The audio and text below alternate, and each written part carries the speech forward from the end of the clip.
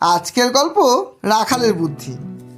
এক রাজা ঘোষণা করলেন, যে আমার বড় ছাগলটিকে একদিন পেট ভরে খাওয়াতে পারবে তাকে আমি আমার রাজ্যের অর্ধেক লিখে দেব এবং আমার কন্যার সাথে বিয়ে দেব।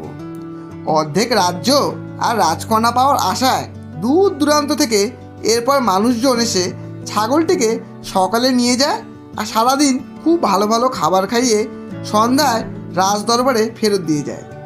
রাজা ছাগলটির খিদে পরীক্ষা করার জন্য দুটো ঘাস ছাগলের সামনে দেয়। ছাগল সঙ্গে সঙ্গে ঘাস দুটো খেয়ে ফেলে। রাজা খুব আফসোসের সঙ্গে বলে, কি হে, তুমি তো আমার ছাগলকে পেট ভরে খাওয়াতেই পারলে না, তার তো এখনো পেটে খিদে আছে, তুমি ব্যর্থ। এভাবে সকলেই চেষ্টা করে পারলো না। যে যতই পেট ভরে খাওয়াক, রাজার ঘাস পেলে ছাগল পাগল হয়ে ওটাই খায়। এরপর কেউ আর ছাগলটাকে নিতে আসে না। রাজা বললেন, আমার রাজ্যে কি এমন কোনো মানুষ নেই যে আমার ছাগলকে পেট পুড়ে খাওয়াতে পারে? তোমরা কি এতটাই দরিদ্র? তখন এক রাখাল যুবক এসে রাজামশাইকে বলল, জাহাপনা, আমি আপনার ছাগলটাকে পেট পুড়ে খাওয়াতে পারবো। অর্ধেক রাজ্য আর রাজকন্যা রেডি রাখবেন। মৃদু হেসে রাজা বললেন, ঠিক আছে, কাল সকালে এসে ছাগলটা নিয়ে যেও আর সন্ধ্যায় ছাগলটার পেট ভরিয়ে নিয়ে এসো। অমন কথা অনেকেই বলেছিল।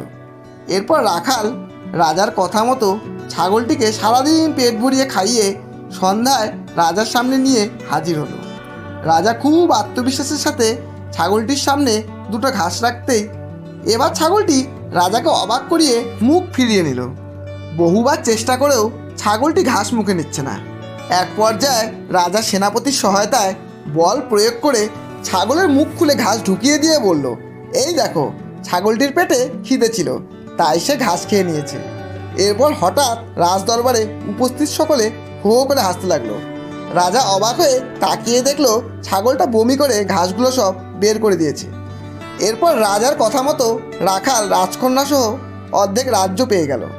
কিছুদিন পর হঠাৎ রাজা একদিন রাখাল যুবকটিকে জিজ্ঞাসা করলো, বাবা, তুমি আমার ছাগলটিকে এমন কি খেতে দিয়েছিলে যার জন্য ছাগলটির পেটে একটুও খিদে ছিল না? যুবক, জাহাপনা, আমি ছাগল চড়াতে চড়াতে অনেক অভিজ্ঞতা অর্জন করেছি। রাজা, সেটা তো বুঝেছি বাবাজি, কিন্তু যুবক, প্রথমে ছাগলটিকে আমার বাড়িতে নিয়ে গিয়ে ঘাসের সঙ্গে সব ধরনের গাছের পাতা ওর মুখের সামনে দিয়েছিলাম।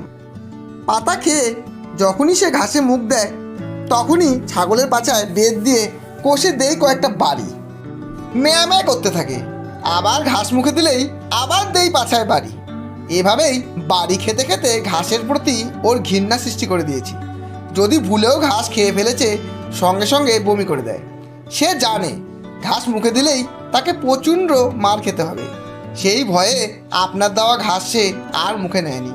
গল্পটি শেষ অবধি শোনার জন্য অসংখ্য ধন্যবাদ। গল্পটি ভালো লাগলে একটা লাইক অবশ্যই দেবেন এবং বন্ধু ও আপনজনদের শেয়ার করে চ্যানেলটি সাবস্ক্রাইব করে পাশে থাকবেন।